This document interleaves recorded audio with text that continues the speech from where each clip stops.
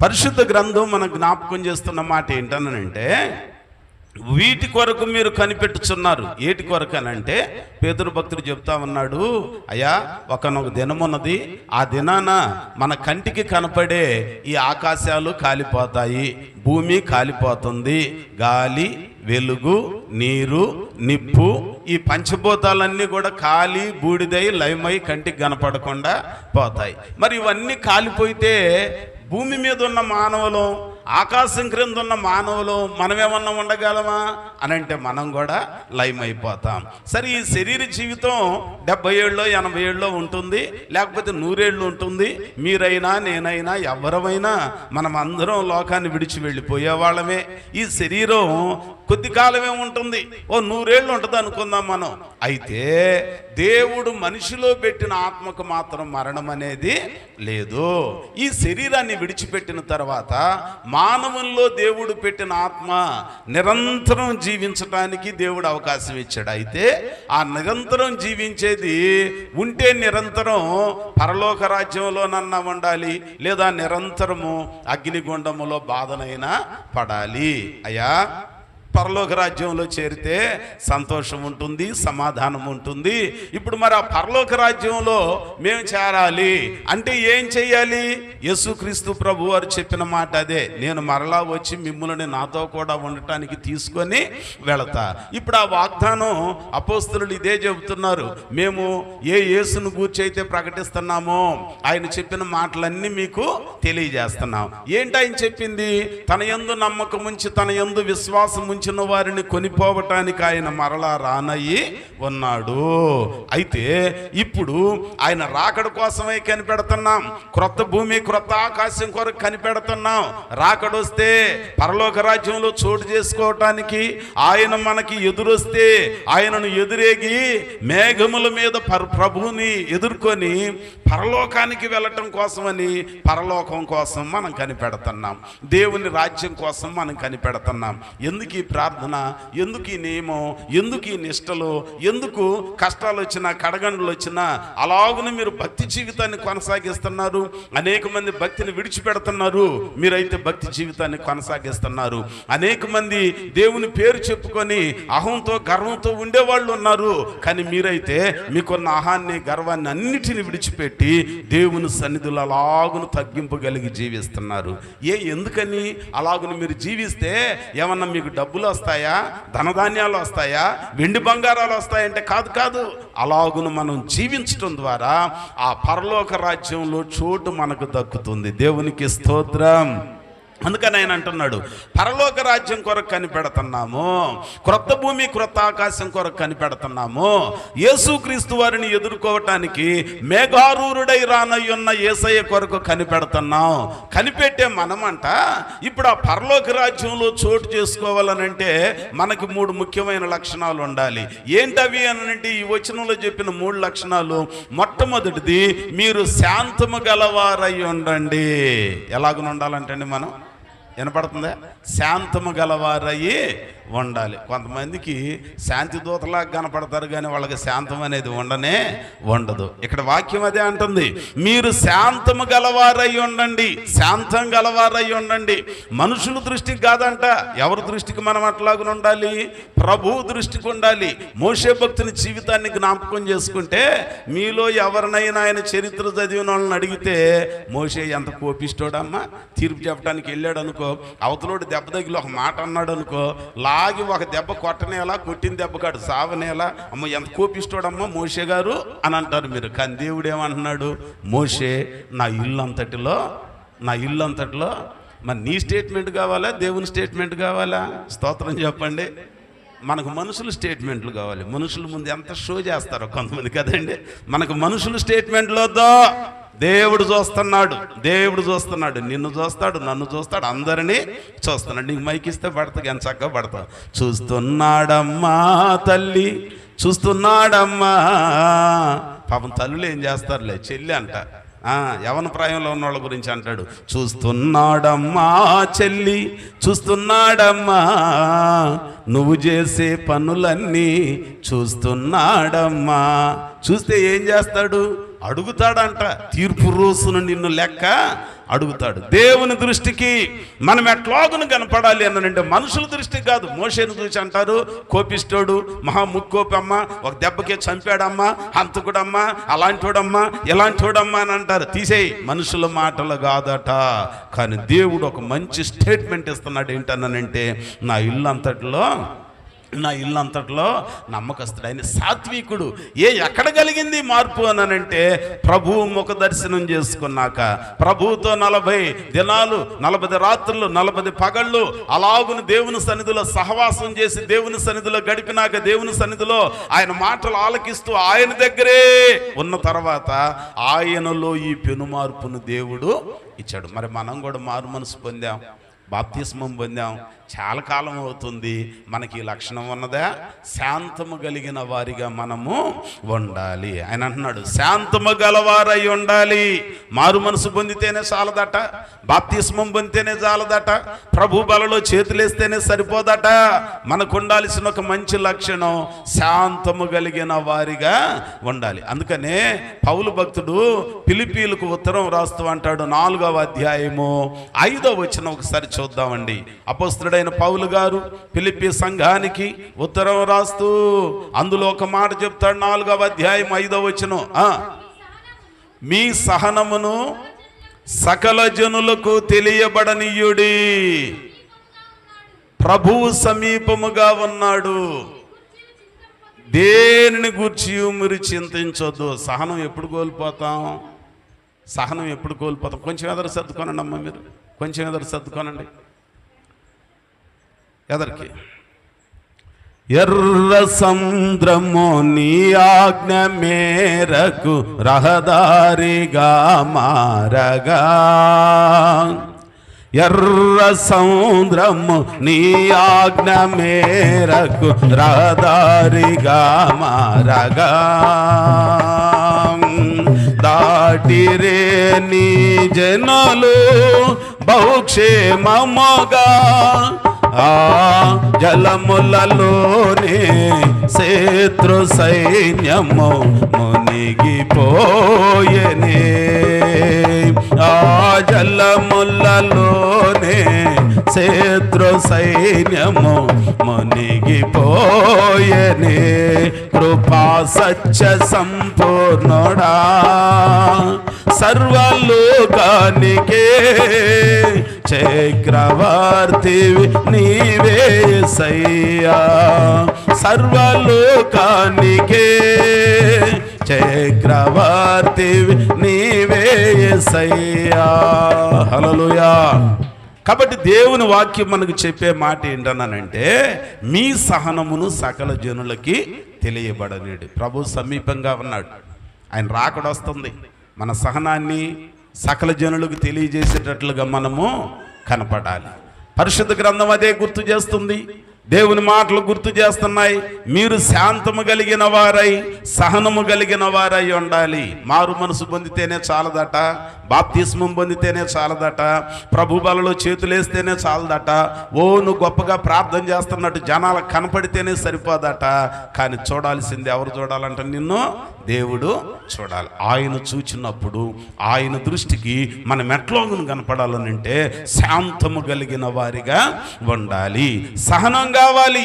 కొన్ని చింతలు ఉంటాయి, కొన్ని ఇబ్బందులు ఉంటాయి, కొన్ని కష్టాలు ఉంటాయి. కానీ వాటన్నింటిలో మనం ఏం చేయాలనంటే ఓర్పు కలిగి శాంతము కలిగి ఆయన కొరకు మనం ఎదురు చూచేవారిగా ఉండాలంట. అందుకని ఇంకొక మాట అంటాడు పేతురు భక్తుడే ఉత్తరం రాస్తూ ఒక చక్కని మాట. మొదటి పత్రికలో అపోస్తలుడైన పేతురు గారు రాస్తున్న మొదటి ఉత్తరము 2వ అధ్యాయము, మొదటి ఉత్తరం 2వ అధ్యాయము 20-21 వచనాలను చదువుకుందాం.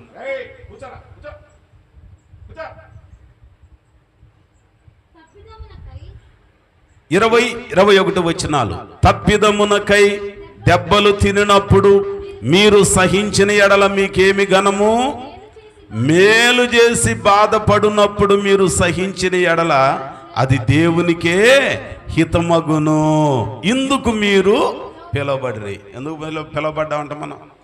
మీరందరూ విశ్వాసులుగా, మీ అందరు మారు మనసు పొందిన వాళ్ళుగా, ఇంకాసేపటికి ప్రభు బలలో చేతులేస్తారుగా, అపరాధిని యేసయ్య అని పాట ఎత్తుకొని పొర్లు వచ్చిందిగా దుఃఖం కదండి.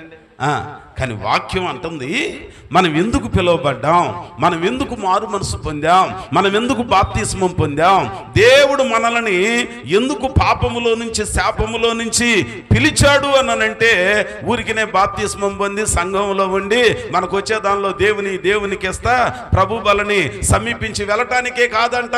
వీటిని చేస్తూ మనం ఎట్లాగునుండాలి అనంటే మేలు చేసి అనేక రీతులుగా మనం బాధపడి సహించితే గనక అది దేవునికి ఇష్టం. మీరు పిలువబడింది అందుకే.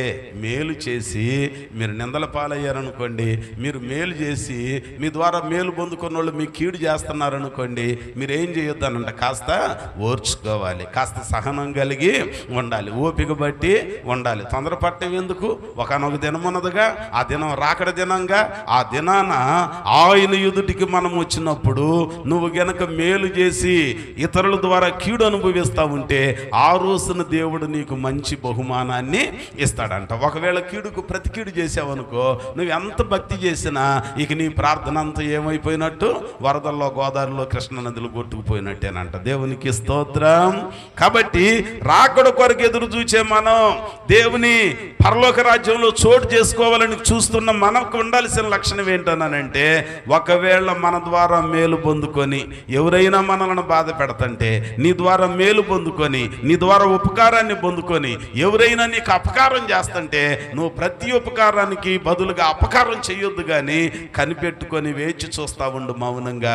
ఒకనొక దినం ఉన్నది, ఆ దినాన దేవుడు నీకు గొప్ప లాభదాయకమైన ఆశీర్వాదం, పరలోక రాజ్యంలో చోటు చేసుకునే భాగ్యాన్ని ఇస్తాడంట. అందుకనే 21వ వచనంలో కూడా అంటాడు, క్రీస్తు కూడా మీ కొరకు బాధపడి మీరు తన అడుగుజాడల యందు నడుచుకొనున్నట్లు మీకు మాదిరి ఉంచిపోయెను. మీకు మాదిరి ఉంచిపోయిన ఆయనలో పాపము లేదు, ఆయన నోటను ఏ కపటమును కనబడలేదు, ఆయన దూషింపబడి బదులు దూషింపబడలేదు, ఆయన శ్రమ పెట్టబడి బెదిరింపక న్యాయముగా తీర్పు తీర్చు దేవునికి తనను తాను. మనమైతే బెదిరిస్తాం కదా, మనమైతే విపరీతమైన పబ్లిసిటీ చేస్తాం. దేవునికి ఒక అవకాశం ఇవ్వాలి, మనం దేవునికి ఒక అవకాశాన్ని ఇవ్వాలి. దేవునికి అవకాశం ఇస్తే దేవుడు నీ పట్ల గొప్ప గొప్ప కార్యాలు చేస్తాడు. యేసు ప్రభు వారిలో ఏ నేరం లేదు, ఏ దోషం లేదు, ఏ తప్పు లేదు. ఆయనను పట్టుకొని 1 కొరడా దెబ్బలు కొట్టారు, మోమును ఉమ్మి వేశారు, ముసుగు వేసి పిడుగుద్దులు గుద్ది, నువ్వు ప్రవక్తవు కదా, ఇదిగో నిన్ను గుద్దినోళ్ళు ఎవరో చెప్పని హేళనగా మాట్లాడారంట. నోరు తెరిచాడా? ఆయనకు తెలియదా? తెలుసు, కానీ నోరు తెరవలే. ఏం చేశాడు? శాంతము కలిగి ఉన్నాడు, సహింపు కలిగి ఉన్నాడు. సహించకపోతే ఏమైంది? ఆయన నోరు తెరవచ్చు. ఆయన వేడుకుంటే ఇంత గొప్ప సైన్యం వచ్చి మీ అందరూ అంత చూసిద్ది అన్నాడు. మరి ఎందుకని ఆయన వేడుకోలేదనంటే అది ఆయన అనుభవించవలసి ఉన్నది. శిలువ మరణం పొందేవరికి ఆయన సహించితే, ప్రాణం పెట్టేవరికి సహించితే, 3వ దినాన మృత్యుంజయుడై లేచాక అన్ని నామముల కంటే పైనామముగా ఆయన నామాన్ని హెచ్చేస్తాడు. అందుకని దానికోసం ఆయన ఓర్చుకున్నాడు. ఇప్పుడు మనం కూడా ఎవరైనా మన కీడు చేస్తుంటే, ఎవరైనా మనల్ని ఇబ్బంది పెడుతుంటే, ఎవరైనా నిన్ను నిందిస్తుంటే నోరు మెదపకుండా ఎందుకు నువ్వు ఓర్చుకోవాలి అనంటే, వీటన్నిటి తర్వాత దేవుడు నీకు గొప్ప లాభదాయకమైన ఆశీర్వాదం పరలోకంలో చోటు ఇస్తాడు. పగ తీర్చుకోవటం మీ పని కాదు, ప్రభువుకి అప్పగించాలి. యేసయ్య కూడా అదే అంటున్నాడు, మనం ఆయన అడుగు జాడలలో నడవటానికి మాదిరిని ఉంచిపోయాడు. కొంతమంది మల్కుని మాదిరిగా తీసుకుంటారు, కత్తి తీసుకొని ఒక దెబ్బ తెగ నరికేస్తారనమాట, చెవి తెగిపోద్ది. నేనంట మల్కుని మాదిరి చేసుకోవటం ఎందుకు? యోధా ఇస్కరియోతుని వెండి నాణ్యాల కోసం, సొమ్ము కోసం ఆయన మాదిరి చేసుకోవటం ఎందుకు? పేతురునో పౌలు గారినో గాక సాక్షాత్తు యేసునే మాదిరి చేసుకోవచ్చుగా. దేవునికి స్తోత్రం. ఎలైజా పాస్టర్ గారు ఉన్నప్పుడు ఆయన చూడొచ్చు, ఆయన చచ్చిపోతే యూట్యూబ్ యూట్యూబ్లో ఆయన మెసేజ్లు చూడవచ్చు. ఆయన బతికొండగా ఎందుకు ఆ గోళ దగ్గరే ఉన్నావుగా, చూడవచ్చుగా. స్తోత్రం చెప్పండి. అర్థమైంది మీకు? ఏమండి, బైబిల్ గ్రంథం అంటుంది అనేక మంది ఎవరిని మాదిరి చేసుకుంటున్నారండి, ఎవరికి నచ్చిన వాళ్ళు మాదిరి చేసుకుంటున్నారు. అట్లాగను కాదంట. మనం ఎట్లాగను ఉండాలి అని అంటే యేసుక్రీస్తును మాదిరిగా చేసుకొని ఆయన అడుగు జాడలలో నడిచేవారిగా ఉండాలి. ప్రభువును మాదిరి చేసుకోవాలి. ప్రభు ఎదుట మనం ఎట్లాగున ఉండాలి అని అంటే శాంతము కలిగిన వారిగా ఉండాలి. శాంతము కలిగిన వారిగా ఉండాలి. ఎందుకు అనంటే పరలోకంలో చోటు చేసుకోవటానికి. మందిరానికి వస్తున్నాం, ప్రార్థనకు వస్తున్నాం, మారు మనసు పొందాం, బాప్తిస్మం పొందాం. అసలు నీకుందా శాంతం? ఓర్చుకుంటున్నావా? చిన్న బాధ కలిగితే తట్టుకోలేకపోతున్నావే. తినటానికి 2 రోజులు లేకపోతే 200 ఏళ్ళు తిన్నది కూడా మర్చిపోతున్నావే. ఏంటి నీ శాంతం? ఏంటి నీ భక్తి? ఒకవేళ వరదలు వచ్చి నీ ఇంట్లో తినటానికి లేకపోతే సొణుకుతున్నావే. దేవుడు ఎక్కడున్నాడు? నన్ను పస్తులు పెట్టాడు. దేవుడు లేకపోతే కరోనా టైంలో పోయేవాడివేగా, కరోనా టైంలో పోయేదానివేగా. కానీ దేవుడు నిన్ను క్షేమం గుంచాడుగా, నీ కుటుంబానికి ఆయుష్నిచ్చాడుగా, ఆరోగ్యం ఇచ్చాడుగా. డబ్బు లేకపోయినా జబ్బేం పెట్టలేదుగా. నీకు డబ్బు ఉంది, జబ్బు ఉంది, బ్యాలెన్స్ అవుతుంది, కానీ నీకు జబ్బేం పెట్టలేదుగా. అసలు అవి గుర్తురావే మనకి. ఎప్పుడు చూసినా మనం ఊర్చుకోలేక దేవుణ్ణే దూషిస్తాం. అందుకని ఒక ఆయన అంటాడు, నువ్వేం చేసావు ప్రభువా నాకు అనటం కన్నా, ఏం చేశానయ్యా నీ కోసం బ్రతుకునిచ్చావని. కదండి. ఎప్పుడన్నా పాడేటప్పుడు రాగం తాళం చూసుకొని పడతారు. ఎంత చక్కగా పడతారు. కొంతమంది ఉంటారండి, ఎంత చక్కగా పడతారో కానీ ఆ పాట అర్థం మాత్రం వాళ్ళకి ఒక విచిత్రమైన సూచ్యం ఏంటి తెలుసా? మంచిగా పాడే వాళ్ళకి పుస్తకం లేకపోతే నడవదు. మళ్ళీ పాడటం చేతగాని వాళ్ళకి దేవుడు ఎక్కడ పెడతాడు? హృదయంలో భద్రంగా దాన్ని ముద్ర వేసి ఉంచుతాడు. దేవునికి స్తోత్రం, హల్లెలూయా. స్తుతించే పాటలు కావాలి ఏ పరిస్థితుల్లోనైనా. ఉదయాన్నే నేను ఈ మధ్యకాలం ఇప్పుడు అనట్లేదు, మా అమ్మాయి కూడా పాట పాడమనంటే ఆమెకి ఇర్మియా ప్రవక్త అని పేరు పెడితే పది విలాప గీతాలే పాడిద్ది. కన్నీటికి దుఃఖానికి ఈటికే ఆనంద కీర్తన ఒక్కటి కూడా రాదు. మరి ఏంటో దేవునికి స్తోత్రం. ఏమంటే దేవుని సన్నిధిలో స్తుతించే పాటలు మనం ఆయనను కీర్తించడానికి పాడుకోవాలి. అందుకని ఒక ఆయన అంటాడు, హల్లెలూయా పాట, యేసయ్య పాట పాడాలి ప్రతి చోట, పాడాలి ప్రతి నోట, పాడాలి ప్రతి చోట, పాడాలి ప్రతి నోట. హల్లెలూయా పాట, యేసయ్య పాట పాడాలి ప్రతి చోట, పాడాలి ప్రతి నోట. కష్టాలు ఏ కలిగినా, కన్నీరులే మిగిలినా, కష్టాలు ఏ కలిగినా, కన్నీరులే మిగిలినా, స్తుతి పాటలే పాడుమా, ప్రభు యేసునే వేడుమా. స్తుతి పాటలే పాడుమా, ప్రభు యేసునే వేడుమా, ప్రభు యేసునే వేడుమా. హల్లెలూయా, హల్లెలూయా, హల్లెలూయా, హల్లెలూయా, హల్లెలూయా, హల్లెలూయా, హల్లెలూయా, హల్లెలూయా, హల్లెలూయా, హల్లెలూయా, హల్లెలూయా, హల్లెలూయా, హల్లెలూయా పాట యేసయ్య పాడాలి ప్రతి చోట, పాడాలి ప్రతి నోట. హల్లెలూయా. ఏ పాట పాటలాడాలి? ఏ పాట అంట? స్తుతి పాటలే పాడుమా, ప్రభు యేసునే వేడుమా. స్తుతి పాట అంటే ఏంటి? వరదలు వచ్చినాయి, పనులు లేవు, తినటానికి లేదు, నిన్న వచ్చాడు ప్రేమ, ఏంటన్నా పరిస్థితి అన్నానంటే పనులు ఏమి లేవండి. భార్య పిల్లలు చక్కగా కుటుంబం అంతా వచ్చి నవ్వుతూ ఉన్నారు. పని లేదని చెప్పి వాళ్ళ ఆవిడ మూతిటి తిప్పి అనవసరంగా ఎట్ట అయిపోయింది, ఏంది ప్రార్థనకు వచ్చేది అని అనలా.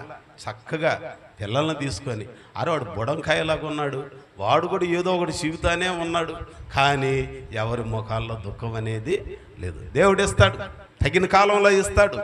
ఏది జరిగినా దేవుని చిత్తం. నిందించటం కాదు. ఏం చేశావు, ఏం పెట్టావు, కొన్నిసార్లు కొన్ని మాటలు ఏంటంటే బాధేస్తూ ఉంటుందండి. తిన్నప్పుడేనా, కొన్ని కష్టాలు వచ్చినప్పుడు ఓర్చుకోవా? దేవునికి స్తోత్రం. బైబిల్ గ్రంథం అందుకే అంటుంది, మీరు శాంతము కలిగిన వారయ్యి ఉండండి, ఎల్లవేళలా మీరు ప్రభువును స్తుతించేవారిగా ఉండండి. స్తుతి పాటలే పాడాలి. శాంతం కలిగిన వారిగా ప్రార్థన అందరూ చేస్తారు. నీకు అన్న ఎక్కువ చేసింది దెయ్యం. నువ్వన్న వాళ్ళ దగ్గర నేర్చుకొని సంవత్సరాలు ధరబడితే నువ్వు ప్రార్థన చేయాలి. కానీ దెయ్యానికి అవసరం లేదు, నేర్చుకునే పని లేదు. నువ్వన్నా కొన్ని రోజులు కన్నీరు గార్చి నిన్ను నువ్వు నలగొట్టుకుంటే అప్పుడు ప్రభు ముఖ దర్శనం ఉంటుంది. కానీ సాక్షాత్తు దేవుని ఎదుట ఉండి అలాగున క్వైర్ లీడర్ అండి, గొప్ప విద్వాంసుడండి లూసిఫర్. సాతాన్ అంటే మీకు తేలిగ్గా చాలా సులువుగా అందరికి లోకుగా కనపడుతున్నాడు అనుకున్నారా? ఆ లూసిఫర్ కొన్న సౌందర్యం వర్ణనాతీతం, అందమైనది, చక్కనైనది, గొప్ప ఆ తలాంతులు, విపరీతమైన తలాంతులు, మల్టీ టాలెంటెడ్ పర్సన్ అండి. అలాంటి ఆయన ఎందుకు అట్లాగున పడిపోయాడు అనంటే కేవలం గర్వమే, కేవలం గర్వమే. మనమన్న నేర్చుకొని చేయాలి ప్రార్థన, మనమన్న వాక్యం చదువుకొని కంటకు చెప్తే అప్పుడు మనకు గుర్తుంటుంది. కానీ దానికి అవసరం కూడా లేదు. మన జీవితంలో మనం చేయాల్సింది ఏంటనంటే కష్టాలు వచ్చినా నష్టాలు వచ్చినా ఓర్చుకొని ఆయన రాకడ కొరకు శాంతము కలిగిన వారిగా ఉండాలి. దేవునికి స్తోత్రం చెప్పండి. ఇంకోసారి చెప్పండి.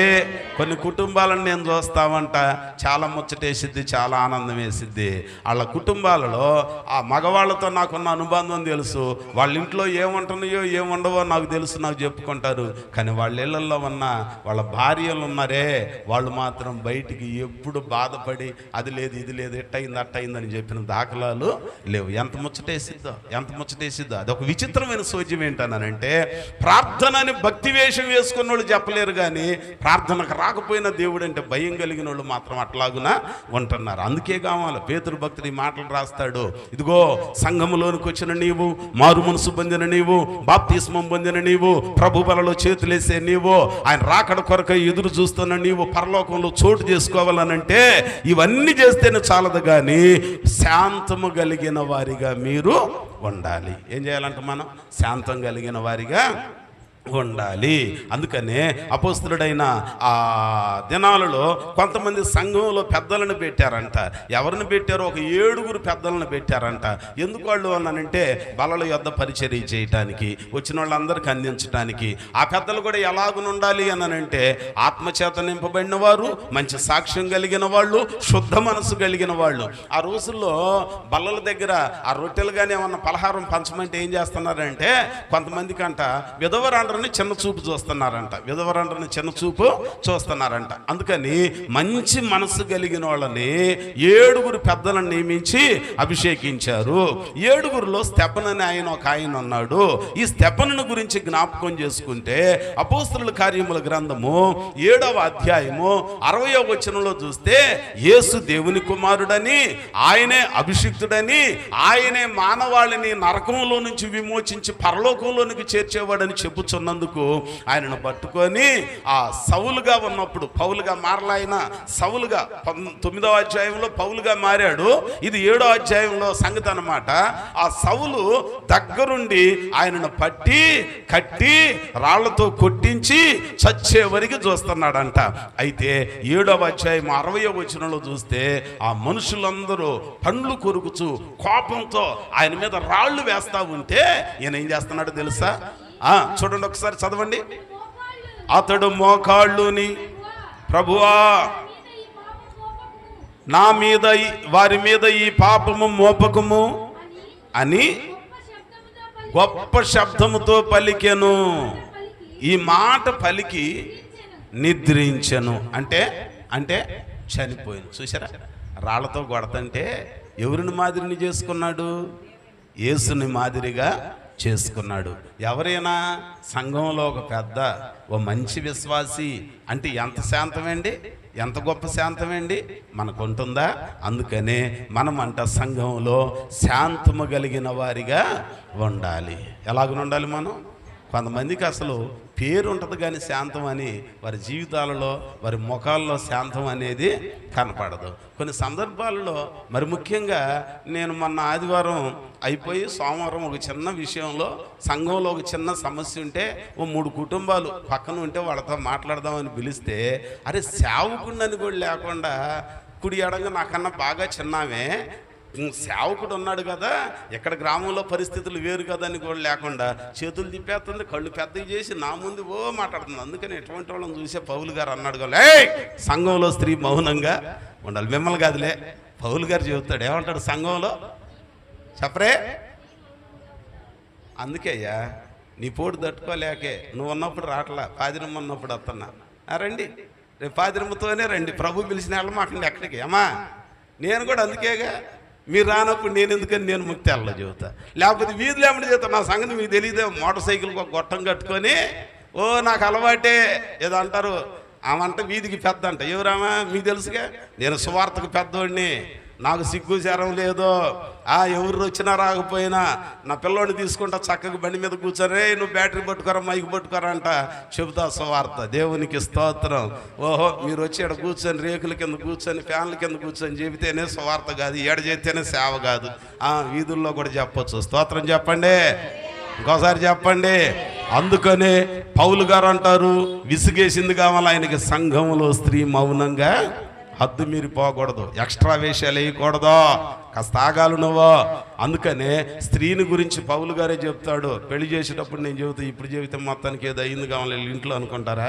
నా ఇంట్లో కాదు, మీ ఇంటి సంగతి కూడా చూడండి. అప్ప నా చెల్లె ఏదైనా చెబితే చాలు వెంటనే అసలు హృదయంలో ఎంత చక్కగా దెయ్యం చెప్పిందో తెలుసు మీకు. పాదిరి మాట మైకులో చెప్పే మాట కన్నా దెయ్యం మీ హృదయంలో అబ్బా ఎంత చక్కగా డిజిటల్ వాయిస్తో వినపడిద్దండి. వెరీ ప్యూరిఫైడ్ వాయిస్, అది చక్కగా చెప్పింది. అబ్బో ఏదో అయినట్టుందో అది నోయ్ వెంటనే చెబుతూ ఉంటుంది నీకు దెయ్యం. జాగ్రత్త, దెయ్యం మాటలకు చోటే మాకండి.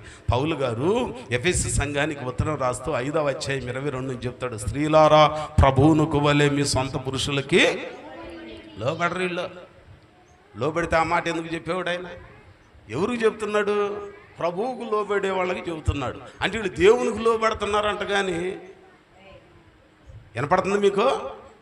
దేవునికి లోబడుతుంది. కానీ మీరు అనుకుంటున్నారు నన్ను కట్టుకున్నాడు పెట్టే బాధలు నువ్వు గనక ఆడకూతురు అయి ఉంటే నువ్వు అసలు ఈ మాటే చెప్పలే పాదిరా, ఏంటి నువ్వు మాకు మాదిరి ఇన్ని పోట్లు పడుతున్నావు అనుకుంటారు. అందుకే మీ చేత అనిపించుకోవటం ఎందుకమ్మా, చదివి రెఫరెన్స్ చెప్పి వెళ్ళిపోతే పాల. దేవునికి స్తోత్రం, హల్లెలూయా.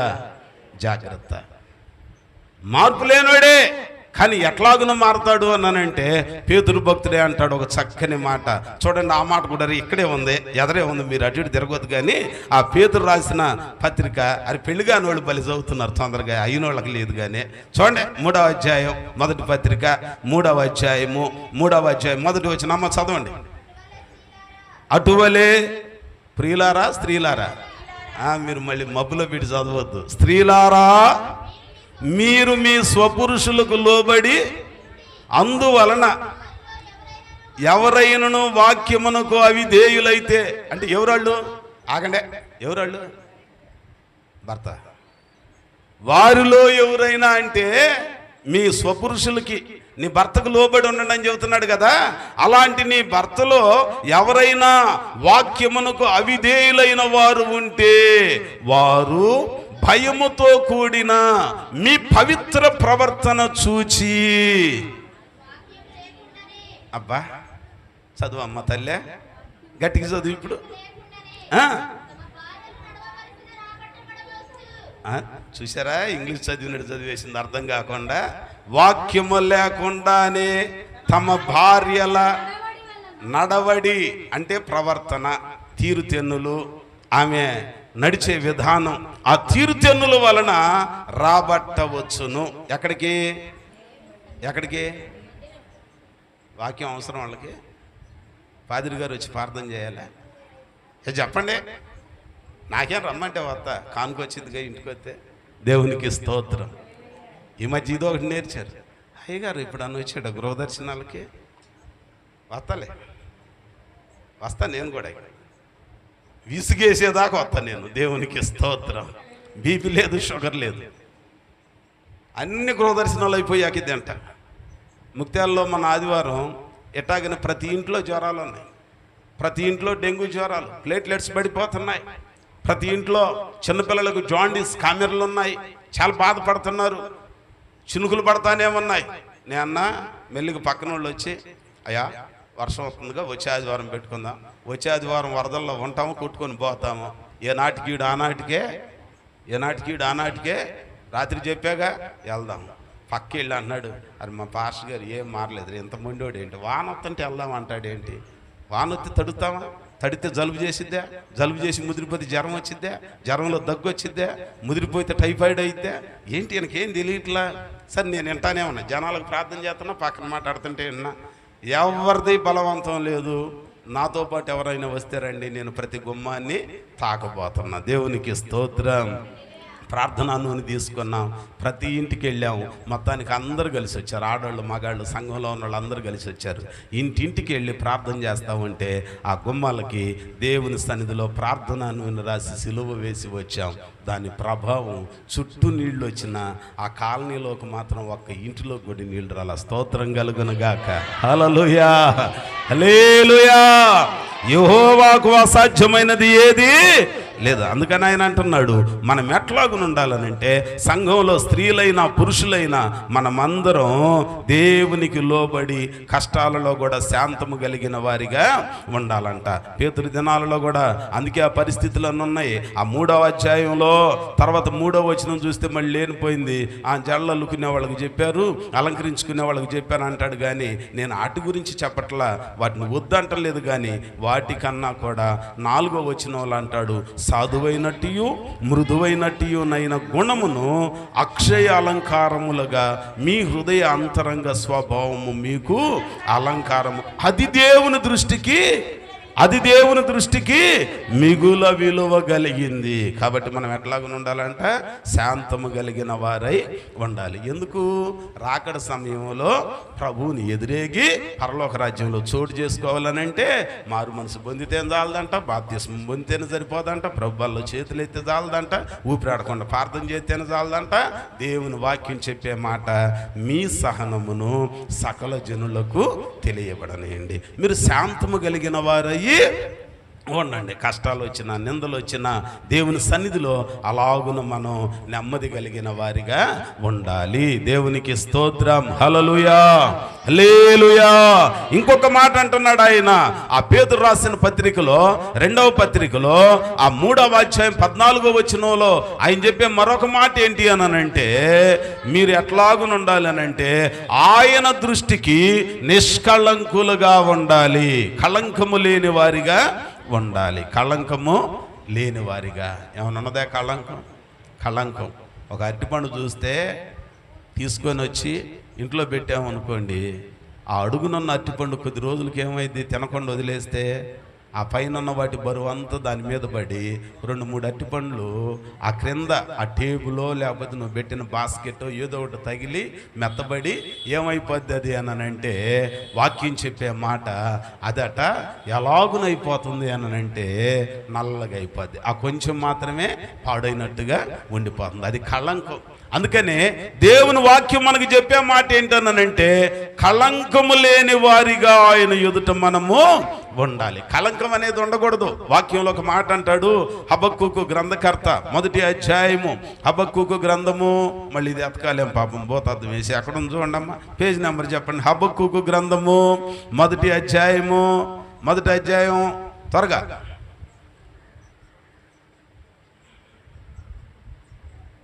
అంటే మన అందరం చాలా బాగా చదువుతున్నాం రోజు బైబిల్ గ్రంథాలు. ఎంత మంచి విశ్వాసం ఇచ్చావు యేసయ్యా.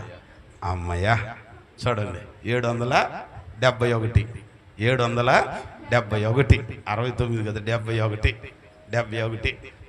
70వ పేజీ 1వ అధ్యాయం 13వ వచనం చదువుదాం. 13వ వచనం, నీ కనుదృష్టి దుష్టత్వము చూడలేనంత నిష్కళంకమైనది కదా, బాధించువారు చేయు బాధను నీవు దృష్టింపజాలవు కదా. చూసావా దేవుడు అంటున్నాడంట, కళంకము ఆ దుష్టత్వం ఉన్న వాళ్ళని కనీసం అట్లా చూడటానికి కూడా ఆయన ఇష్టపడిన పరిస్థితి అంట. ఎంత గొప్ప విషయం అండి. ఆ మధ్యకాలంలో ఒకసారి మేము ఆ పెదపాలెం స్వార్థ సభలకు వెళ్ళి ఆ నైట్ అక్కడుండి పగలు కూడా ఆ చర్చి యానివర్సరీ అయితే దాని కార్యక్రమం చేసి వస్తున్నాం. సాయంత్రం పూట 4-5 అయిపోయింది. మేడుకొండూరు, గుంటూరు సత్తెనపల్లికి మధ్యలో మేడుకొండూరు అని ఉంటుంది. అది చాలా డేంజరస్ పాయింట్, చాలా యాక్సిడెంట్స్ జరిగాయి అక్కడ. మేము వస్తామన్నాం, గుడివాడకు బయలుదేరి 2 వ్యక్తులు బైక్ మీద వస్తూ వరి పొట్టు అంటాం, ఊక అంటాం కదా, ఆ ఊక లారీ తెలియక క్రాస్ చేస్తూ వెనక టైర్ కిందకి వెళ్ళిపోయారు. ఆ 2 తలకాయలు నామరూపాలు లేవు, రోడ్డుకు అలాగును కరుచుకొని ఉండిపోయాయి. చాలామంది చూడటానికి వచ్చి వెంటనే కళ్ళిటి మూసుకున్నాము, చూడలేము, పదండి పదండి పదండి అని అంటున్నారు. అంటే చూడలేనంతగా పరిస్థితులు కొన్ని మారిపోతాయి. దేవుడు అంటున్నాడు, ఎలాంటి వాడు మన దేవుడు అనంటే కళంకము లేనివాడు, దుష్టత్వాన్ని దృష్టించడానికి కూడా చూడలేక అలాగును పరిశుద్ధతలో నిలవరంగా ఉన్న గొప్ప దేవుడు అంట. మన జీవితంలో మనం కూడా పరలోక రాజ్యానికి వారసులం కావాలనంటే, దేవుని రాజ్యంలో చోటు చేసుకోవాలనంటే మనకు కూడా ఉండాల్సింది ఏంటో తెలుసా? కళంకము లేని వారిగా ఉండాలి. అందుకనే యాకోబు రాసిన పత్రికలో 1వ అధ్యాయం 27వ వచనంలో అంటాడు, నిజమైన భక్తి ఏదనగా, నిజమైన భక్తి ఏదనగా దిక్కులేని వారిని, విధవరాండ్రని వారి ఇబ్బందులలో పరామర్శించుచు ఇహలోక మాలిన్యం తనకంటకుండా చూసుకోవటం. అంటే కళంకము లేకుండా చూసుకోవటం, కళంకము లేకుండా చూసుకోవటం. చూడగలుగుతున్నామా? ఎట్లాగుంటున్నాం మనం? మన జీవితాలు ఎట్లాగుంటున్నాయి? ఎక్కడ కల్మషము లేని వారిగా మనము ఉండాలి. కల్మషం ఎక్కడ, ముడత కానీ మచ్చ కానీ మరక కానీ లేని వారిగా ఉన్నారు. కొంతమంది అంటున్నారు మరక మంచిదే లయ్యా అంటున్నారు. ఏంటంట మరక? యాడ్ అంట. మరక మంచిదేనా? ఊరకొచ్చిద్దా సరుపు? చెప్పండి. మామూలు సరుపు అయితే బాగుండదు, మరకలు పోవటానికి సరుపు కొద్దిగా రూపాయి ఎక్కువేగా. మరక మంచిదే, రూపాయి ఖర్చు కూడా ఎక్కువే. బాగుంటుందా? జాగ్రత్త. అందుకనే మేము చదువుకునేటప్పుడు ఒక చక్కని పద్యం ఉండేది, అడుసు తొక్కనేల కాలు కడగనేల. రాకడ దగ్గరకు వస్తుందిగా, గుర్తులన్నీ నెరవేరుతున్నాయిగా, ప్రభు చెప్పిన గుర్తులన్నీ జరుగుతూ ఉన్నాయి. కాబట్టి ఇప్పుడు మనం ఎట్లాగున ఉండాలి అనంటే ఆయన సన్నిధిలో, ఆయన ఎదుట కళంకము లేని వారిగా మనము ఉండాలి. ఎట్లాగునండి? మీరు గట్టిగా ప్రార్థన చేస్తే మేము బాగుంటామండి అనంటే కాదంట. నువ్వు ఎవరో ప్రార్థన చేయటం కాదంట, పాపం లేని వారిగా ఉండటానికి. యోహాను భక్తుడు రాస్తున్న 1వ ఉత్తరము 5వ అధ్యాయము 18వ వచనం జ్ఞాపకం చేసుకుందాం. భక్తుడైన యోహాను రాస్తున్న 1వ ఉత్తరం 5వ అధ్యాయము 18వ వచనం, దేవుని మూలముగా పుట్టిన వాడెవ్వడును పాపము చేయడని ఎరుగుదుము. దేవుని మూలముగా పుట్టిన వారు తనను తాను భద్రము చేసుకొనును గనుక దుష్టుడు వానిని చూసారా? ఎవరి మూలంగా పుట్టినోళ్ళు? చెప్పండి, ఎవరి మూలంగా? దేవుని మూలంగా. దేవుని మూలంగానంటే దేవుడు దిగి వచ్చి నేను నీళ్ళలో బాప్తీసం ఇస్తాడు అనుకుంటున్నారా? ఈ మధ్య నీకు శుద్ధి కావాలనంటే ఎన్ని సంఘాలు మారితే అన్నిసార్లు బాప్తీసాలు తీసుకుంటున్నారు. ఇది ఎక్కడ సోజ్యమో, ఇది ఎక్కడ పోదో నాకు అర్థం కావట్లే. ఏమండి? ఇంకొక ఆమె అంటుంది, నాకు ఫలానా ఆయన బాప్తీసం ఇచ్చాడండి, వాక్యం వింటా వెళతా, కానీ బల్ల మాత్రం నేను తీసుకొనే. అదేంటాక? ఎప్పుడు దాకా తీసుకోవు? ఏమో బాప్తీసం ఇచ్చినప్పుడు ఆయనకు 60 ఏళ్ళు, ఏమకేమో 20 ఏళ్ళు. ఆయన వెళ్ళిపోయాడు. ఇక ఏం చచ్చేదాకా తీసుకోదంట. ఎక్కడ ఏం చచ్చేదాకా అంటే వీళ్ళకి మాదిరి ఎవరు? పాదిరే మాదిరి కానీ యేసయ్య మాదిరి. అమ్మా జాగ్రత్త. మనం ఎటువంటి పిచ్చి బోధలు వినకూడదు. చాలామంది ఇక్కడ తయారయ్యారు, అందుకే జీవితాలు చిందరవందర అవుతున్నాయి. వెళ్ళినప్పుడు బాగానే ఉంటున్నాయి కానీ దిగిన తర్వాత కానీ తెలియట్లా. అందుకనే వాక్యం చెప్పే మాట, పరిశుద్ధ గ్రంథం మన జ్ఞాపకం చేసే మాట ఏమని చెప్తుందనంటే, మీరు నిష్కళంకులుగా ఉండాలి, కళంకము లేని వారిగా మనము ఉండాలి. రాకడ సమీపంగా ఉన్నది, మనల్ని మనం చూసుకోవాలి. దేవుని మూలంగా పుట్టాం, వాళ్ళు ఏదో చేశారని నువ్వు చేయటం, నువ్వేదో చేశారని నేను చేయటం, నేనేదో చేశానని ఇంకొకళ్ళు చేయటం అట్లాగని కాదంట. మన మట్టుకు మనం, నా మట్టుకు నేను దేవుని ఎదుట పరిశుద్ధునిగా చూసుకోవాలి. నీ గురించి నేను, నా గురించి నువ్వు చెప్పటం కాదు. మనందరిది దేవునికి బాగా తెలుసు. మీకు ముందే చెప్పా, మోషేను గురించి మీరు తీర్పు ఏమంటే మీరు ఏమంటారు తెలుసా? అమ్మ కోపిస్తాడమ్మా, హంతకుడమ్మా, ఒక దెబ్బకి చంపినోడమ్మా, ఎంత అదిరిపాటో ఎంత మిడిచిపాటో అంటారు. దేవుడు లాగి చెంప మీద గోబెమ్మడి పెట్టినట్టు అన్నాడు, మోషే నా ఇల్లు అంతట్లో సాత్వికుడు, నమ్మకస్తుడు. దావీదుని గురించి మీరేమంటారు? అమ్మో ఎంత గుండెపోయాడో, ఎంత ఘోరమైనోడో, అబ్బో ఎంత చక్కగా చెబుతారో. అమ్మజాక అంటుంది, ఎప్పుడు చూసినా సంసోను, దావీదు, యాకోబు, అబ్రాము, ఇంకేం రావా వీళ్ళకి అనంటే ఏం కావాల్సింది ఏంటి? అమ్మా, యేసు ప్రభు వారు పాపిని కూడా అమ్మా అని పిలిచాడు. నువ్వేమైనా చెయ్యమ్మా, ఇదిగో రొట్టె, ఇదిగో దాచిరసం తీసుకొని వెళ్ళిపోద్దంట. వచ్చిన దశం భాగం మాత్రం 10 భాగాలకు పంచిద్దంట. ఏమా దేవునికి స్తోత్రం. మళ్ళీ సంఘంలో ఏం కావాలంట? పెత్తనం కావాలంట. పెత్తనం ఇవ్వకపోతే పాదిని బోధ కూడా ఏందంట? రాదంట. ఎంత గొప్పోళ్ళో మరి ఎటువంటి వాళ్ళు నాకు అర్థం కావట్లా. జాగ్రత్త. దేవునికి స్తోత్రం. ఈరోజు బైబిల్ గ్రంథం అదే అంటుంది, కళంకము లేని వారిగా, నిష్కళంకులుగా మనము ఉండాలి. ఎందుకు అనంటే రాకడ సమయంలో ఎత్తబడే గుంపులో ఉండాలనంటే కళంకము లేని వారిగా మనము ఉండాలి. ఇంకొక మాట చూడండి, నేను ప్రార్థన చేస్తాను. బైబిల్ గ్రంథంలో జ్ఞాపకం చేసుకుంటే దేవుని వాక్యం అంటుంది, దేవుని మూలంగా పుట్టినవాడు తనను తాను భద్రం చేసుకుంటారు. ఎట్లాగున మనం పాపం చేయకుండా ఉంటాము అనంటే వాక్యంలో దావీదు భక్తుడు అంటాడు, దేవా నీ ఎదుట నేను పాపము చేయకుండానట్లుగా నా హృదయములో నీ వాక్యమును ఉంచుకొని ఉన్నాను. అలాగనే ఇంకా ఆయన అంటాడు, ఆ కీర్తనకారుడు 119 కీర్తనలో, యవనస్తులు పాపము చేయకుండానట్లుగా వారి నడత వాక్యము చేతనే సరి చేసుకుందరు కదా అని అంటాడు. దేవునికి స్తోత్రం. అంటే ఏముండాలి మన హృదయంలో? ఏముండాలి? వాక్యం ఉండాలి. కదిలినా మెదిలినా ఏం రావాలి? ఈ మధ్య దైవజనుడు ఒక ఆయన అన్నాడు, గుంటలో ఆ కొండలో ఏముంటుందో గరిటిలో కూడా చెప్పరే. చూడలేదేంటి మీరు? బలి చెబుతారు మీరు, అసలు ఫోన్లు చూడని వాళ్ళలాగా చెబుతారు. నాకు తెలియదు ఏంటి. కొండలో ఏముంటే వడ్డించేటప్పుడు గరిటలోకి కూడా, కొండలో పప్పుచారు ఉంటే ఏట మాంసం వచ్చిందే గంటి పెట్టగానే. ఏంటి మరి మీరు ఏంటి ఏట మాంసం తెచ్చేటట్టున్నారు? జాగ్రత్త అమ్మా. కొండలో ఏది ఉంటే గంటిలోకి కూడా, హృదయం అనే కొండలో ఏముంటే నోరు అనే గంటిలోకి కూడా చెప్పరే. చెప్పాలి మరి ఎటువంటి గట్టిగా. దేవునికి స్తోత్రం. ఈ కొండంతా నిండిపోద్ది సొనుగుడు, గొనుగుడు.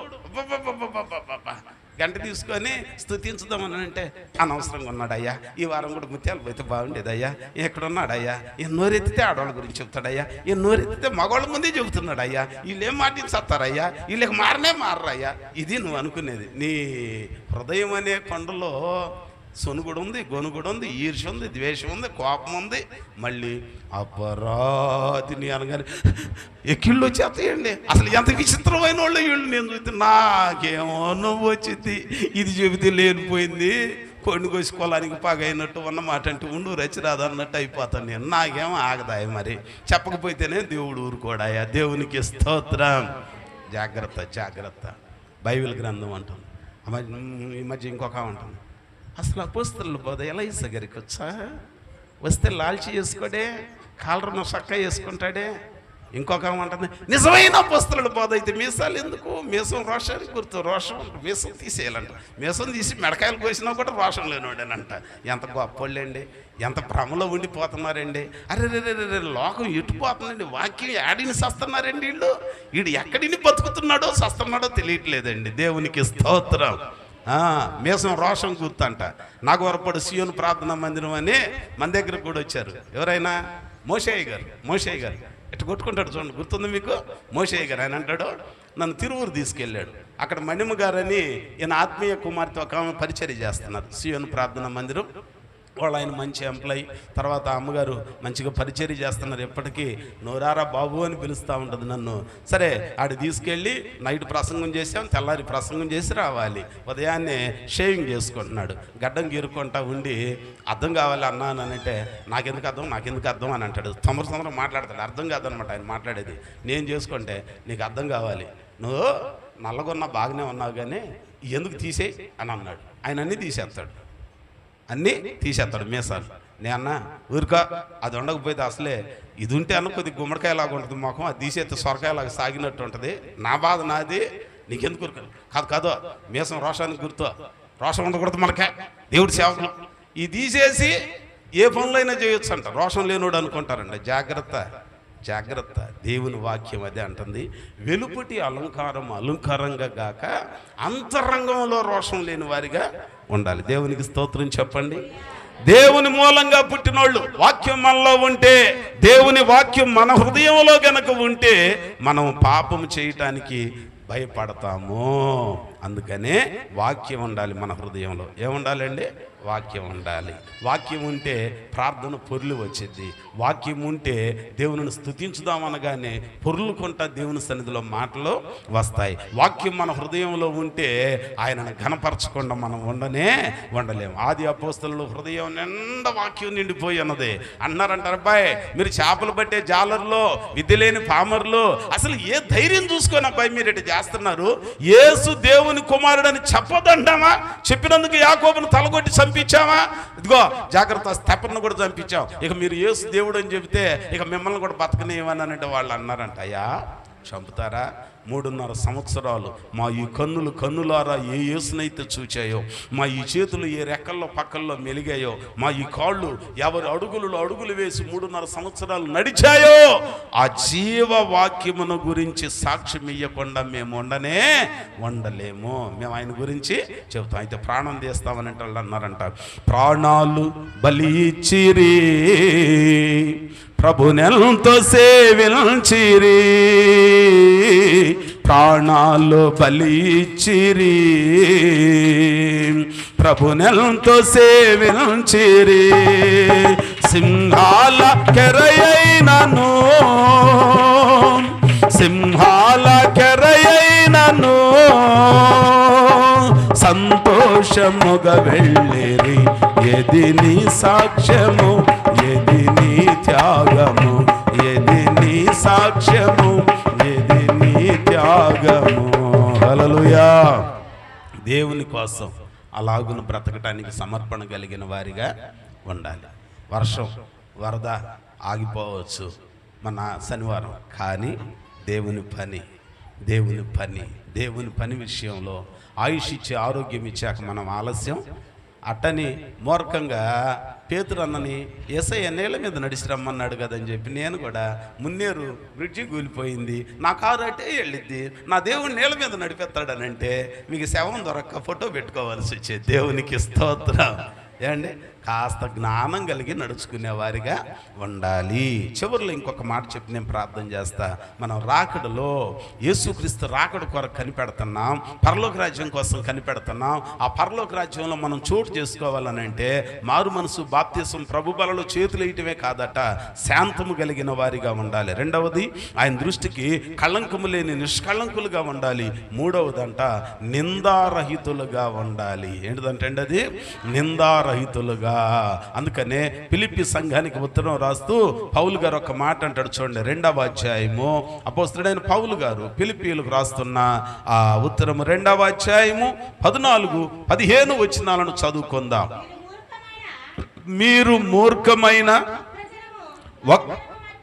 వక్ర జనము మధ్య నిరపరాధులను, నిష్కళంకులను అంటే నిందలేని వారునైనా దేవునికి కుమారులగునట్లు సొణుగులను, సంశయములను మాని సమస్త కార్యములను చేయుడి. అట్టి జనము మధ్యన మీరు జీవవాక్యమును చేతబట్టుకొని లోకమందు జ్యోతుల వలె కనబడుచున్నారు. దేవునికి స్తోత్రం. ఎట్లాగునుండాలంటే అండి, మనం నిందారహితులుగా ఉండాలి. నిందారహితులుగా ఉండాలి. నింద లేని వారిగా ఉండాలి. ఏ నింద? మిమ్మల్ని అడిగితే పక్క వాళ్ళ మీద ఎన్ని నిందలు చెబుతారో ఎదురు చెప్పరండి, దాటి వెళ్ళిన తర్వాత చెబుతారు. మళ్ళీ నా మీద ఎన్ని చెబుతారో, నేను మీ మీద ఎన్ని చెబుతానో. కానీ మనుషులు పెట్టే కాదంట, కానీ సాక్షాత్తు మన దేవుడే. వాళ్ళ గురించి చెప్పట్లేదండి, మారు మనసు లేని వాళ్ళ గురించి ఆయన మాట్లాడడం. ప్రకటన గ్రంథంలోనికి వస్తే 7 సంఘాలను గురించి ఒక సందేశం ఇస్తూ ఆయన మాట్లాడుతూ అంటాడు. ఓ చక్కని మాట అంటాడు. ఏమంటాడో తెలుసు? ఇదిగో సంగమా, 2వ అధ్యాయంలో ఆయన మాట్లాడుతూ అంటున్నాడు. ఏమని అంటాడో తెలుసా? ఇదిగో 2వ వచనం, నీ క్రియలను, నీ కష్టమును, నీ సహనమును, ఎఫెసులో ఉన్న సంఘమును గురించి మాట్లాడుతున్నాడు. నువ్వు ఆ పరిస్థితులన్నీ నేను ఎరుగుదును, నీవు దుష్టులను సహింపలేవనియు, అపోస్తులు కాకయే తాము అపోస్తులు అని చెప్పుకొని వారిని పరీక్షించి అబద్ధికులను నీవు కనుగొంటివనియు, కలిగి నా నామము నిమిత్తం భారం భరించి అలయలేదనియో నేను ఎరుగుదును. అయినను మొదట నీకుండిన ప్రేమను నీ వదిలితివని నేను నీ మీద తప్పు ఒకటి, నింద ఒకటి మోపవలసి ఉన్నది. వినపడిందమ్మా? వినపడిందా? మొదట్లో ఉన్న ప్రేమ ఉందా? మొదట్లో మొదటి పాట హల్లెలూయా స్తుతి మహిమ పాట అయిపోకముందే గుండె నిండిపోయేది. మొదట్లో ప్రేమ అట్టుంది. ఇప్పుడేమో వెళ్దాంలే సంటే నువ్వా, అరే బుడ్డా నువ్వా బైబిల్ తీసుకొని, పెద్దనా నువ్వు బియ్యం డబ్బా తీసుకొని పని, నేను వస్తాలే. ఏం చేస్తాను మా టీవీ వస్తాలే. మా ఆయన గంటన్నర చెబుతాడు, 2 గంటలు చెబుతాడు. ఇది బాగా తగలాటం అయింది, అనవసరంగా ఏం దగ్గర బాధ్యతను తీసుకున్నాం, పక్కనే ఇల్లు అయిపోయింది. బూజున్నా వెనక చూస్తున్నాడు.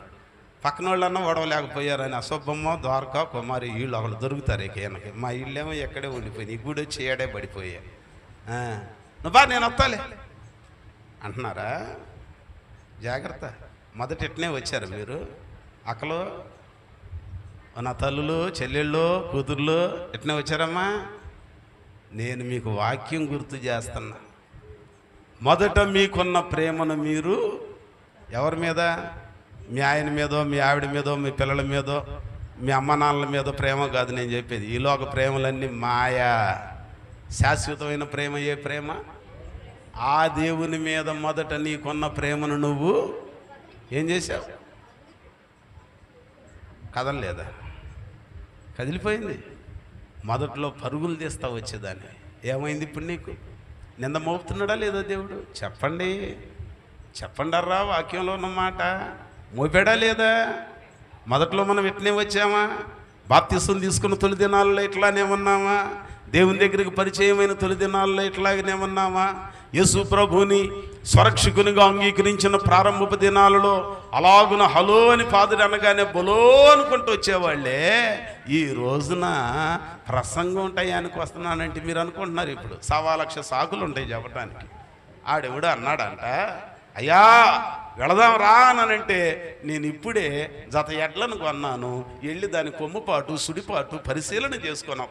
కొన్నాడంట, భయాన్నిచ్చి కూడా కాదంట. అరే భయాన్ని ఇవ్వటానికే నువ్వు సుడి చూసుకుంటావు, కాలుపాటు చూసుకుంటావు, కొమ్ముపాటు చూసుకుంటావు కదండి. అంటే సాకులు అంట. ఇంకొకటి అన్నాడంట, నేను కొత్తగా పెళ్లి చేసుకున్నా, మా ఆవిడ్ని సంతోష పెట్టాలి, నేను రాలేకపోతున్నాను యుద్ధానికి అన్నాడు. అంటారే ఇవన్నీ ఏంటి? సాకులు. సాకులు సాకులు వద్దండి, సాకులు చెప్పకూడదంట, సరి చేసుకోవాలి.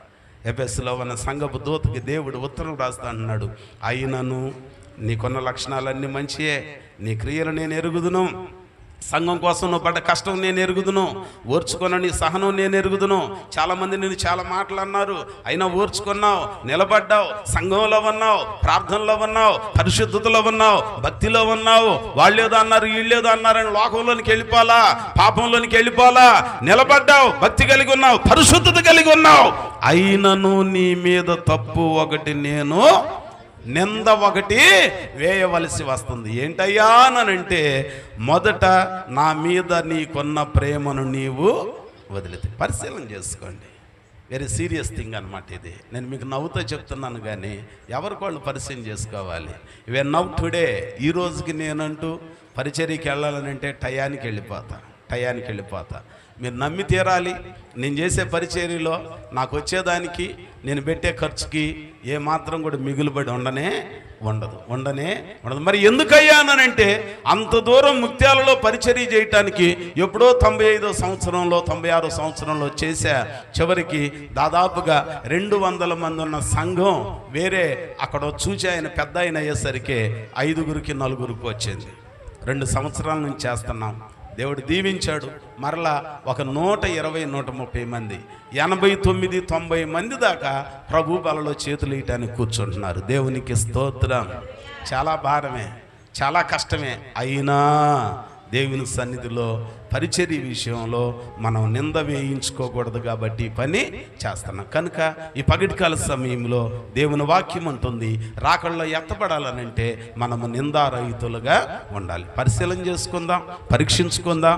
ఒకవేళ మొదట ఉన్న ప్రార్థనాత్మను ఏమన్నా విడిచిపెట్టావేమో, మొదట్లో ఉన్న ఆసక్తిని విడిచిపెట్టావేమో, మందిరం పైన, సేవకుని పైన, సేవకుని కుటుంబం పైన, సంఘం పైన, దేవుని సన్నిధిలో ప్రార్థనా కూడిక అంటే ఆ ప్రార్థనా కూడిక పైన మొదట ఉన్న ఆసక్తిని ఏమన్నా విడిచిపెడితే, నువ్వు నాకు చెప్పొద్దు, నేను నీకు చెప్పొద్దు, కానీ మనకి తెలుసు, కానీ అవి దేవుని సన్నిధిలో చెప్పుకొని సరి చేసుకుందాం. దేవునికి స్తోత్రం.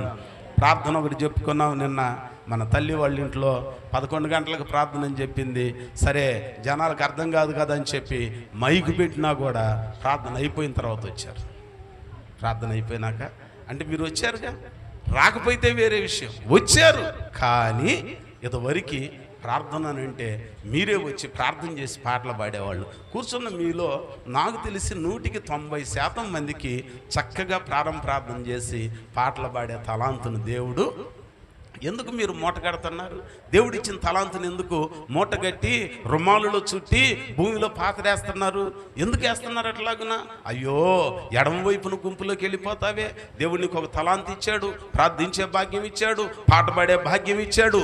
దేవుని సన్నిధిలో మొదట మనకున్న ఆసక్తిని మనము సంపాదించుకునే వారిగా ఉండాలి. దేవునికి స్తోత్రం చెప్పండి. కాబట్టి 3 విషయాలు. మొదట ఎట్లాగా ఉండాలంటే మనం శాంతం కలిగి ఉండాలి. రెండవది ఏం కలిగి ఉండాలి? ఆయన దృష్టికి నిష్కళంకులుగా. మనుషుల దృష్టికి, నేను నీ దృష్టికి నిష్కళంకంగా కనపడకపోవచ్చు, లేకపోతే నువ్వు పక్కోళ్ళ దృష్టికి కళంకం లేని దానిగా కనపడకపోవచ్చు, కానీ ప్రభు దృష్టికి కనపడాలి. మనం ఎవరి దృష్టికి అంటండి? ప్రభు దృష్టికి నిష్కళంకులుగా మనము కనబడాలి. మూడవది నిందారహితులుగా. ఒకవేళ ప్రార్థన విషయంలో నిన్ను ఎవరన్నా నిందిస్తున్నారనుకోండి, మీరు ఓర్చుకోనండి. ఆ నింద మీకు గొప్ప అవమానాలనే దేవుడు సన్మానాలుగా చేస్తాడు. ఉదాహరణకి మనందరికీ తెలిసిన ఓ సంఘటన బైబిల్ గ్రంథంలో జ్ఞాపకం చేసుకుంటే, దానియేలు గ్రంథము 6వ అధ్యాయము 3-4 వచనాలు చదవండి త్వరగా. దానియేలు గ్రంథం 6వ అధ్యాయము 3-4 వచనాలు. దానియేలు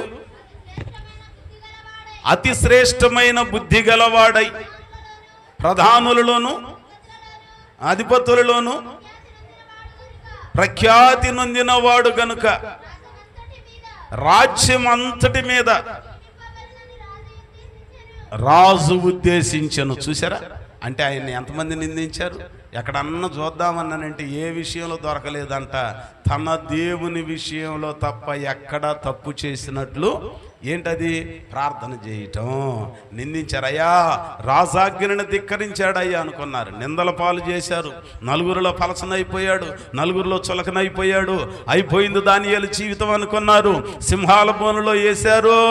అయిపోయింది దానియేలు చరిత్రని పండగ చేసుకున్నారు. కానీ అమితంగా ప్రేమించిన దర్యావేషు చాటుకెళ్ళిపోయి ఆ రాత్రి ద్రాక్ష రసం లేదు, అన్నపానాలు లేవు, గానా భజాన నర్తనశాలలో నాట్యం లేదు, కనులకు నిద్ర పట్టలేదు. కానీ వేకుజామునే వచ్చి చూచి అంటున్నాడంట, దానియేలు, అనుదినం నీవు సేవించుచున్న నీ దేవుడు నిన్ను. చూసారా ఎంత మంచి మాట అండి. దేవుని విషయంలో ప్రార్థనకు వస్తుంటే నిన్ను నిందిస్తున్నారా? ఓ మంచి మార్గంలో ఉన్నందుకు నిన్ను నిందించారా? చేయని తప్పుకు నిన్ను నిందిస్తున్నారా? ధైర్యం చేసుకో, ఒక రోజు ఉంటుంది నిందించిన వాళ్ళ ముందే అవమానించబడిన నీకు సన్మానాన్ని దేవుడు ఏర్పాటు చేస్తాడు. దేవునికి స్తోత్రం. అందుకని భక్తుడు అంటాడు, నిందల పాలై నీచే నిబంధన నీతో చేసిన దానియేలుకు, నిందల పాలై నీచే నిబంధన నీతో చేసిన దానియేలుకు సింహాసన మిచ్చినావు, సింహల నోళ్లను మోసినావు, సింహాసన మిచ్చినావు, సింహల నోళ్లను మోసినావు. సర్వోన్నతుడా నీవే నాకు ఆశ్రయ దుర్గము, ఎవరు లేరు నాకు ఇలాలో ఎవరు లేరు, నాకు ఇలాలో ఆదరణ నీవేగా, ఆనందం నీవేగా. నిందించబడ్డాడు, నోరు తెరవల, మౌనంగా ఉన్నాడు, సింహాల బోనులో పడవేయబడ్డాడు. కానీ దేవుడు తన దూతను పంపించి నలుగురిలో అవమానానికి గురయ్యాడు. బోళ్ళు నిలబడటం సామాన్యమా? ఎంత ఘోరమైన పరిస్థితి, ఎంత తీవ్రమైన అవమానం ఏంటది.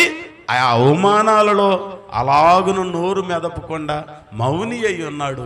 ఒక సమయం వచ్చింది, మరుసటి రోజు ఉదయం సూర్యోదయం కాకమునిపే ఆయన ఖ్యాతి సూర్యుని వలె ప్రకాశించింది. దేవునికి స్తోత్రం, హల్లెలూయా. దేవునికి ఒక అవకాశం ఇవ్వాలి. నా జీవితంలో మీకు ఎరిగిన సంఘటనలే. ఒక సందర్భంలో సిఎస్ఐ పాస్టర్ గారు, జాషువా గారు, నా పేరు, ఇంకొకళ్ళు ఇద్దరు పేర్లు ఊరి మీద వినపడ్డాయి. మౌనంగా ఉన్నాం. చక్కగా దుబాయ్లో సేవ చేసుకుంటున్నాడు ఆయన. స్తోత్రం చెప్పరే. మీకు వినపడలేదు ఏంటి ఊర్లో? ఏం చేస్తున్నాడు ఆయన? ఏమైనా పాడు చేశారు ఆయన? ఏమైనా పాడయ్యాడు ఆయన?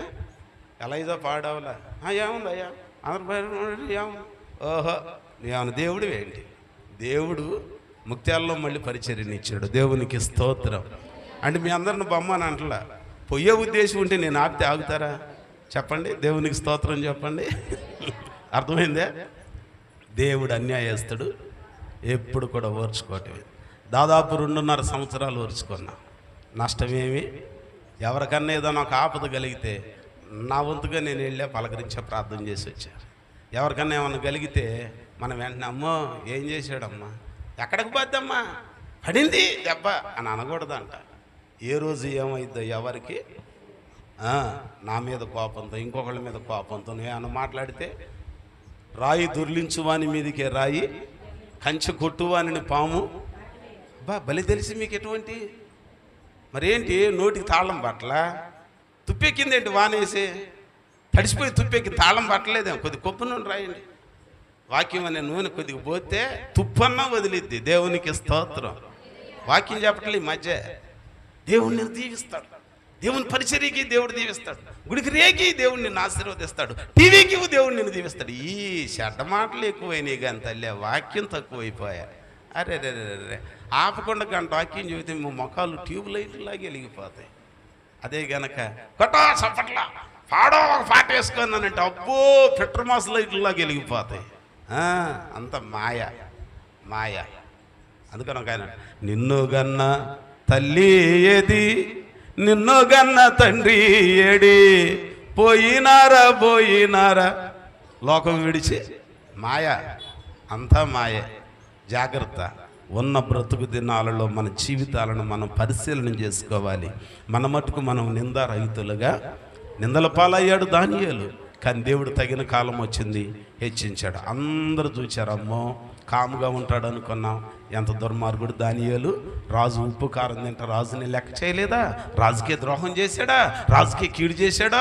అమ్మో మెత్తగా ఉంటాడు కానీ తొడితీవులు అమ్మో, అమ్మో ఇది ఎర్రతీవులు అమ్మో, అమ్మో కనపడదమ్మో, బండ కింద ఉంటుందమ్మో, జిల్లేడు చెట్టు కింద ఉంటుందమ్మో అని అనుకున్నారు. తీరా చూస్తే తెల్లారి రాజుగా చేసేసరికి మళ్ళీ ఆయనకే వందనాలు చెబుతున్నారంట. జాగ్రత్త. దేవునికి స్తోత్రం. ఎవరిని మనం తొందరపడి నిందించడానికి వీలు, ఎవరిని మనం మాట్లాడకూడదండి. ఈరోజు మనం బాగున్నాం అనుకున్నామేమో, రేపు ఒకవేళ మనకే గతి పడితే. అందుకనే ఎప్పుడు కూడా మనం ఎవరిని నిందించడానికి వీలు లేదు. ఇంకొక మాట మీకు జ్ఞాపకం చేస్తా. ఆదికాండం 17వ అధ్యాయం 1వ వచనంలో అంటాడు, అబ్రహామును గురించి మాట్లాడుతూ, నా సన్నిధిని నీవు నిందారహితుడిగా నడువు. ఆదికాండం 6వ అధ్యాయం 8-9 వచనాలలో అంటాడు, నోవహు ఇదిగో జలప్రళయంతో నేను అంతా తుడిచిపెట్టబోతున్నా, మరి నిన్ను మాత్రం నేను కాపాడాలనుకుంటున్నా. నీ ఒక్కడిని బట్టి నీ భార్యని, నీ 3 కొడుకుల్ని, 3 కోడల్ని చూసారా? ఎంతండి మనం ఏదన్నా పండగ వస్తే గట్టితో ఒకటి పెడతాడు రేటుకి, ఇంకొకటేం పనికిరాని తాళ్ళతో తుప్పు పట్టిందో ఒకటి పెడతాడు. ఏమంటాడు? బై 1 get 1 అంటాడు. ఏంటంట? ఒకటి కొనండి ఒకటి, ఇప్పుడు బై 1 2 get 1 ఫ్రీ అని అంటాడు. అంటే 2 కొనండి ఒకటి తీసుకుపోండి అని అంటాడు కదండి. అంత మాయ, బిజినెస్ మైండ్. కానీ దేవుని దగ్గర ఒక్కడు రక్షింపబడితే, ప్రభు అయిన యేసునందు విశ్వాసం ఉంచుము, అప్పుడు నీవును నీ ఇంటి వారును నోవాహు ఒక్కడట ఆయన ఎదుట నిందారహితుడిగా, నీతిమంతుడిగా, యథార్థవర్తుడిగా కనపడ్డాడంట. అందుకని దేవుడు అంటున్నాడు, నీ ఒక్కరిని బట్టి నీ భార్యని, 3 కొడుకులని, 3 కోడళ్ళని నేను నాశనం నుంచి కాపాడతా. ఆ నీతిమంతుల జాబితాలో మనం ఎందుకు ఉండకూడదు? నిందలేని నోవాహు జాబితాలో నువ్వెందుకు ఉండకూడదు? నిన్ను బట్టి నీ భర్తకి, నిన్ను బట్టి నీ భార్యకి, నిన్ను బట్టి నీ పిల్లలకి, నిన్ను బట్టి నీ కన్నవాళ్ళకి నువ్వెందుకు రక్షణకు మూలం కాకూడదు? ఆ రీతిగా మనల్ని మనం దేవుని ఎదుట సరి చేసుకుందాం. దేవునికి స్తోత్రం. హల్లెలూయా, హల్లెలూయా. వాక్యం అంటుంది నిందారహితులుగా ఉండాలి. 3 లక్షణాలు. మొదటిది శాంతం కలిగి ఉండాలి, రెండవది కళంకము లేని వారిగా, మూడవది మాకేం లేవులేయ్యా నిందలు, నువ్వు ఎన్నైనా చెప్పుకంటే నేను చెప్పే మీకు ముందే. ప్రకటన గ్రంథంలో ఏమంటున్నాడు? అయినను నీ మీద నింద ఒకటి. ఏంటనంటే మొదట నీకున్న ప్రేమ. సంగమా, నీ గురించి నువ్వు చూసుకో. నువ్వు మొదట్లో ఎట్టనో నాకు గుర్తు రావట్లేదయ్యా, నేను మర్చిపోయానయ్యా నా బ్యాక్గ్రౌండ్, నా హిస్టరీ అంటే నా దగ్గర హార్డ్ డిస్క్లో సేవ్ చేసి పెట్టాను నీ డేటా అంతా. నాకు చెబితే నేను చెబుతా. ఒకప్పుడు ప్రార్థనకు వచ్చే తొలి దినాల్లో నీ ఆసక్తి ఎంత ఉండేదో, నీ కుటుంబ పరిస్థితి ఎంత ఉండేదో, నీ ఇంటిలో 10 పరిస్థితులు ఎట్లాగుండేయో, ప్రార్థనకు వచ్చిన తొలి దినాలలో ఇంటి గోడలు, ఇంటి చుట్టూ లేకపోతే చీరలు కట్టుకొని చలికాలంలో చలి కాసుకొని నిద్రలు చేశారు. దేవుడు దీవించాడు నిన్ను, మంచి ఇల్లు ఇచ్చాడు, మంచి పోషణ ఇచ్చాడు. ఇదివరకు మన పరిస్థితులు ఉన్న 1-2 జతలను భద్రంగా కాపాడుకునేవాళ్ళం. ఈరోజు బీరువాళ్ళు పట్టక ఎవరికన్నా వరద బాధితులకు పొరపాటును కూడా చేయలేవారు. మీరు దేవునికి స్తోత్రం. ఇస్తారా? నువ్వు ఉద్యోగస్తురాలు, నువ్వు ఎత్తలేము. ఇప్పుడు గట్టిగా అవుతుంది తలకాయ. ఇస్తారు సిల్క్ చీరలు, పట్టు చీరలు ఇస్తారు ఎవరన్నా. నాకు అన్నీ పట్టు చీరలు ఎత్తారు. భలేవాడు, అయ్యో 10,000, 15,000, 20,000 అన్నాడు. దేవుని వాక్యం అంటుంది మొదట్లో మన పరిస్థితులు వేరు, కానీ దేవుడు ఈరోజు నీ పరిస్థితిని వేరుగా చేశాడు. అవన్నీ గుర్తు చేసుకొని మొదట మనకున్న ప్రేమను మరలా మనము సంపాదించుకోవాలి. దేవుని సన్నిధికి నిర్లక్ష్యం చేయమాకండి, అది మీకు మేలు కాదండి. 7,000 దినాలలో పంట పండినా, చేతికి అందినా, నోటికి దక్కకుండా పోవటానికి గల కారణం ఏంటనంటే ఒకే ఒకటి, వాళ్ళు దేవుని సన్నిధికి రావటం దూరం అయ్యారంట. ఎందుకో ఈ మధ్యకాలంలో మనం కూడా కాస్త నిర్లక్ష్యంగా ఉంటున్నాం. అందుకే మీకు ఆశీర్వాదాలు దొరకట్లా, కొద్ది గొప్ప దొరుకుతున్నాయి. నేనేమంటానంటే మరలా మునుపటిలాగా ఆసక్తి కలిగి ఉండండి, దేవుడు మీకు సమృద్ధి అనే దీవెనని ఇస్తాడు. అలాగున మొదటి ప్రేమను దేవుని పట్ల మీరు చూపించండి, దేవుడు రెట్టింపు ఆశీర్వాదాన్ని మీకు తప్పకుండా ఇస్తాడు. దేవునికి స్తోత్రం, హల్లెలూయా. కాబట్టి కూడి ఉన్న మనం ఈ 3 లక్షణాలు కలిగి ఆయన రాజ్యానికి వారసులం అవటానికి ప్రభు వాక్యం మనకు సహాయం చేయునుగాక. దేవుడి మాటలు మన వినికిడిలో ఫలింప చేయునుగాక. ప్రార్థన చేసుకుందాం. 1 నిమిషం అందరం దేవుని సన్నిధిలో మన జీవితాలని, మన బ్రతుకులని పరిశీలన చేసుకుందాం, పరీక్షించుకుందాం. ఎలాగుంటున్నాయి మన బ్రతుకులు, ఎలాగుంటున్నాయి మన జీవితాలు. మనం ప్రభు వలన